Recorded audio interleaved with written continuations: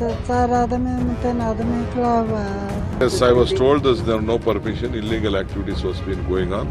कर्नाटक की राजधानी बेंगलुरु में खतरनाक हादसा हुआ जिसकी तस्वीरें आप आसानी से देख सकते हैं।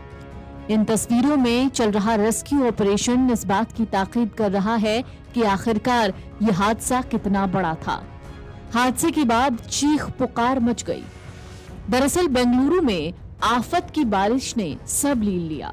बेंगलुरु में भारी बारिश के बीच एक निर्माणाधीन इमारत ढह गई। इस घटना में मरने वालों की संख्या 5 से ज्यादा हो गई है, क्योंकि मलबे को हटाने और फंसे हुए लोगों को बचाने की कोशिश जारी है। अधिकारियों का कहना है 5 लोग घायल हुए हैं और अब तक 13 से ज्यादा लोगों को बचाया जा चुका है। एक रिपोर्ट कहती है डॉग स्क्वाड भी बचाव अभियान में शामिल हो गए हैं। ये घटना मंगलवार दोपहर को बेंगलुरु के पूर्वी हिस्से में होरा माऊ अगरा इलाके की है। पुलिस के मुताबिक इमारत में कम से कम 20 लोग फंसे हुए थे। वहां से अब तक 5 से ज्यादा शवों को बरामद किया गया है, जबकि कुछ लोग घायल हैं, जिनमें से कुछ लोगों को नॉर्थ हॉस्पिटल और एक को होस्मिथ हॉस्पिटल में भर्ती कराया गया। इमारत 7 मंजिला थी।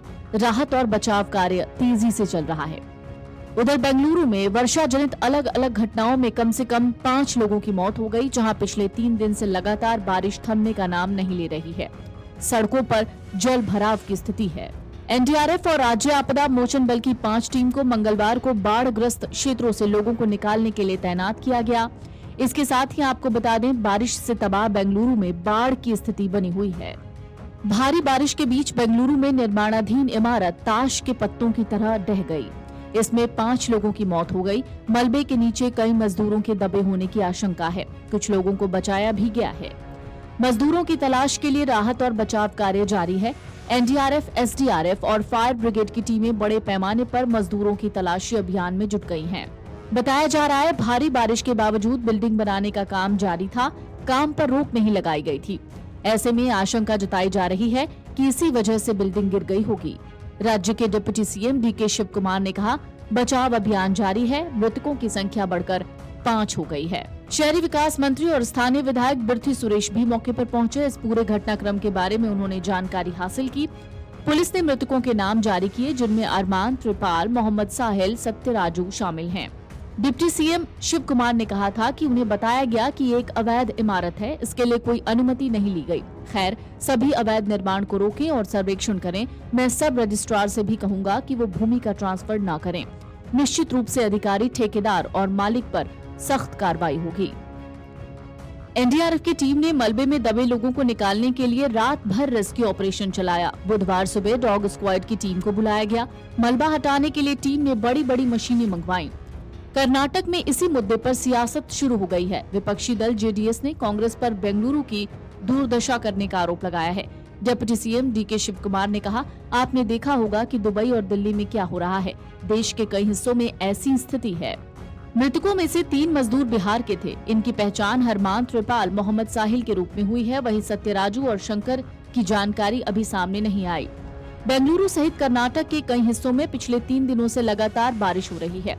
उत्तर बेंगलुरु के यलहंका और आसपास के कई इलाकों में बाढ़ आ गई है। यलहंका के केंद्रीय विहार में कमर तक पानी भरा हुआ था। राहत और बचाव कर्मियों ने नावों की मदद से लोगों को बाहर निकाला। दरअसल अंडमान सागर से उठा चक्रवाती तूफान दाना बंगाल की खाड़ी की तरफ तेजी से बढ़ रहा है। साइक्लोन 24 अक्टूबर को आधी रात या फिर 25 अक्टूबर की सुबह पूरी तट से टकराएगा। इसका असर कर्नाटक में भी देखने को मिल रहा है। यहाँ तूफान आने से पहले ही भारी बारिश से बाढ़ जैसे हालात बन गए। हालांकि एनडीआरएफ और एसडीआरएफ की टीमें तो ये भी कह रही हैं कि बचाव अभियान के दौरान 17 लोगों को और भी फंसे होने की आशंका है। बचाव दल पिछले 16 घंटों से मलबा हटाने और अंदर फंसे लोगों की पहचान करने के लिए काम कर रहे हैं। दरअसल मंगलवार को शाम करीब 4 बजे बेंगलुरु के हेनूर इलाके में 7 मंजिला इमारत ढह गई थी। शुरुआत में एक व्यक्ति को मृत घोषित किया गया। उसका शव मलबे से बाहर निकाला गया। पुलिस ने मृतक की पहचान 26 साल के अरमान के तौर पर की, जो बिहार से काम के लिए बेंगलुरु गया था। इमारत के अंदर फंसे सभी लोग निर्माण मजदूर हैं, जो इमारत के नीचे रह रहे थे। माना जा रहा है शहर भर में हुई भारी बारिश भी इमारत के ढहने की वजह है। बेंगलुरु में 186.2 मिलीमीटर बारिश दर्ज की गई, जिसे पिछले 25 सालों में एक दिन में हुई सबसे ज्यादा बारिश कहा जा रहा है। शहर के उत्तरी हिस्सों में सड़कों पर पानी भर जाने और यातायात ठप हो जाने के कारण भारी तबाही हुई। शहर में बारिश के कारण तबाही मचने के बाद यलहंका के कई अपार्टमेंट्स पानी में डूब गए। वहीं मकान गिरने के समय का वीडियो भी सामने आया है। ये वीडियो घटनास्थल के पास ही मौजूद किसी सीसीटीवी कैमरे में कैद हुआ, जो अब सामने आया है। कहा जा रहा है ये उसी हादसे का वीडियो है। वीडियो में पूरे मकान को एक साथ गिरते हुए देखा जा सकता है। घटना का वीडियो देखकर हर कोई हैरान है। वही घटना के दौरान मकान में काम चल रहा था, वहां पर कई सारे मजदूर मौजूद थे। इनमें से करीब 20 मजदूर अंदर फंसे हुए बताए जा रहे थे, जिनको बाहर निकालने का काम चल रहा था। Video desk amarujala.com। अगर आप ये वीडियो YouTube पर देख रहे हैं तो हमारे चैनल को सब्सक्राइब कर बेल आइकन दबाएं, और Facebook पर देख रहे हैं तो हमारे पेज को लाइक करें। 8 मिलियन प्लस सब्सक्राइबर, आपके इस भरोसे के लिए बहुत धन्यवाद।